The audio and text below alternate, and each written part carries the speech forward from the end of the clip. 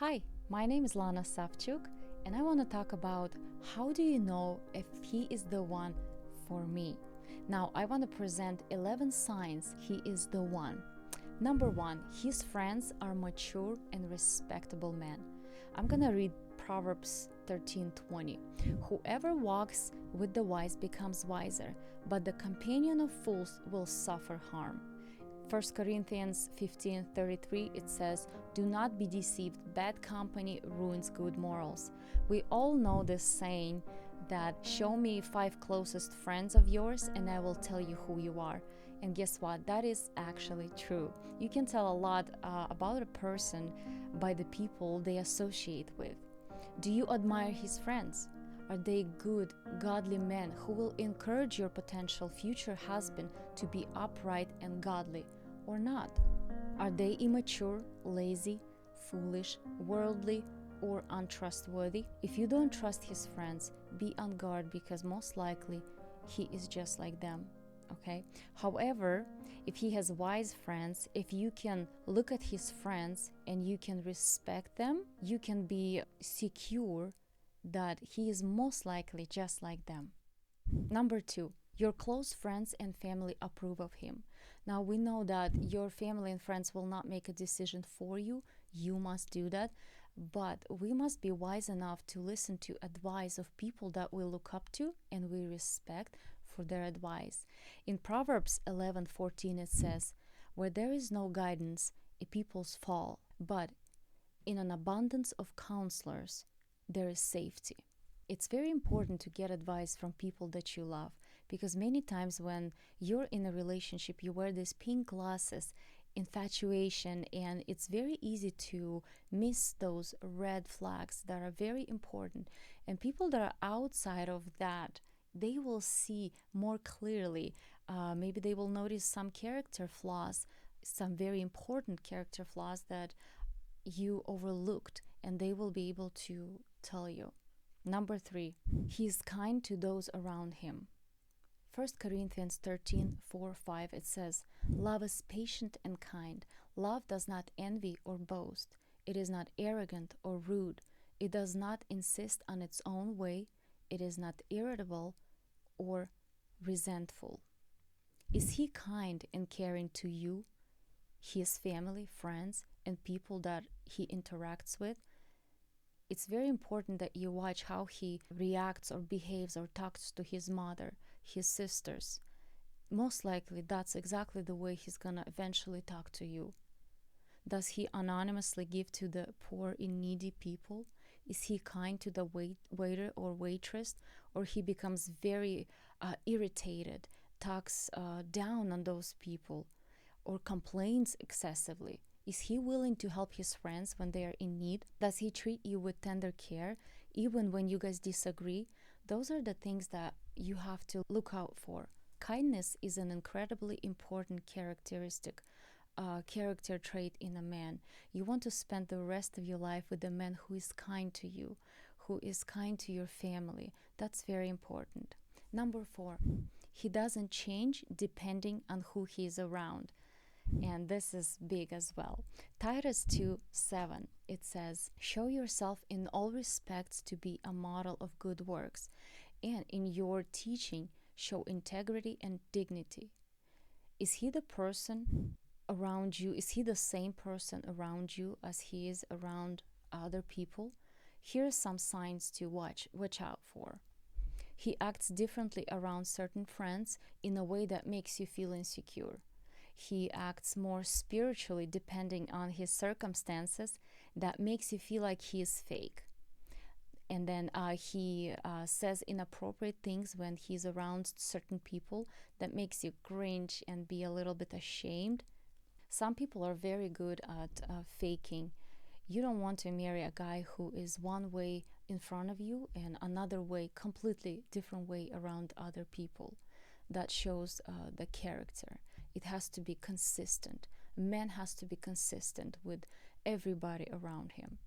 Number 5, he actively pursues you. I know we live in a time where those boundaries becoming washed out, and where women often they take initiative in a relationship. Sometimes it might work, but in most cases, it's more natural for a man to pursue a woman, and women, we love to be pursued by a man. And men, they love a thrill of a chase. A woman doesn't want to feel like, what woman does not want to feel like a highly desired, valuable, priceless, and precious prize that a man wants to get, right? There's nothing sexist or chauvinistic about it. You deserve to be the best prize. You are valuable, and I think it's important for women to value themselves and not to throw themselves at a chase after a man. A man, they want to pursue, okay?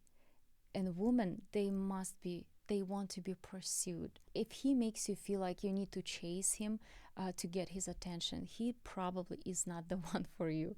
And historically, men have always been the initiators of relationships. And it's not just a tradition, it has to do with their God-given desire to pursue something that they want. If man likes it, if man wants it, usually they will work for it. They will pursue a woman. Number 6, he doesn't make you feel compared. Now this one is huge. In Matthew 5:28 it says, "But I say to you that everyone who looks at a woman with lustful intent has already committed adultery with her in his heart." Does he check out other women? Does he talk about his ideal woman that they want to be with? Or he tell you how you can improve? No, no, no, no, no. That is just a no.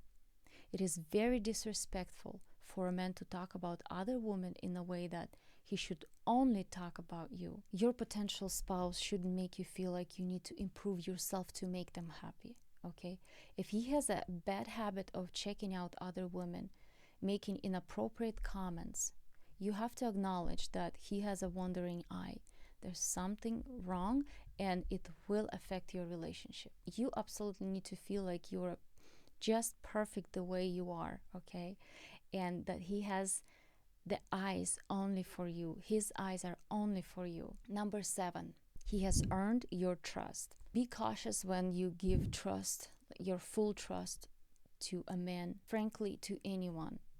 We need to love everyone, but trust is always earned. We need to watch a person that they are consistent with who they are and what they say before we give them our full trust.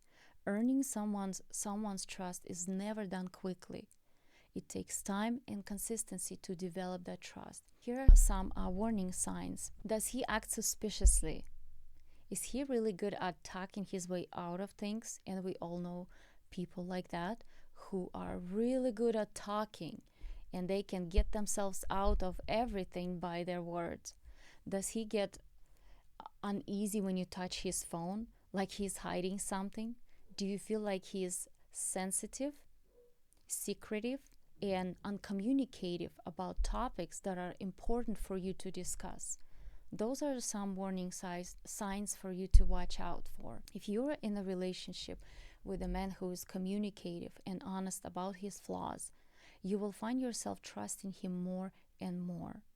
A good and godly man will prove himself trustworthy over and over again. Number 8, he respects you. Here's some warning signs of disrespect. He talks over you and disregards your opinion. He breathes insecurity into you, purposefully making you feel like you aren't his priority. You feel pressured by him to do things that are uncomfortable for you or the things that are wrong. His phone seems to be number 1 priority. He doesn't respect your time with him. He excessively pokes at you, makes jokes all the time about you or your appearance, makes fun at you, or corrects you in public. These are some warning signs that he might be disrespectful towards you. It is normal to disagree on things, but talking through disagreements should not make you feel disrespectful. If he respects you, you will know it. He will make you feel empowered and confident. He will be proud of who you are. He will support your goals. He will respectfully discuss your guys' differences, listen to your opinion, and not make you feel ignored or wrong all the time. He will never try to convince you to do something you're uncomfortable doing or something that's immoral or ungodly. Okay? Sign number 9. His actions speak louder than his words. Okay, Jeremiah 9:23. It says, "Let not the wise man boast in his wisdom, let not the mighty man boast in his might, let not the rich man boast in his riches." And John 3:18 it says, "Let us not love in word or talk, but in deed and in action." He doesn't need to tell you that he is a good man, that he's a hardworking man. His actions should show that. You will see it very quickly and very clearly by his actions. Actions always speak louder than words. If you notice that he's always bragging and he's conceited, be very careful. Sign number 10. He's 100% secure in his faith in God. In Hebrews 11:6 it says, "And without faith it is impossible to please him. For whoever would draw near to God must believe that he exists and that he rewards those who seek him." And 2 Corinthians 6:14 it says, "Do not be unequally yoked with unbelievers, for what partnership has righteousness with lawlessness, or what fellowship has light with darkness?"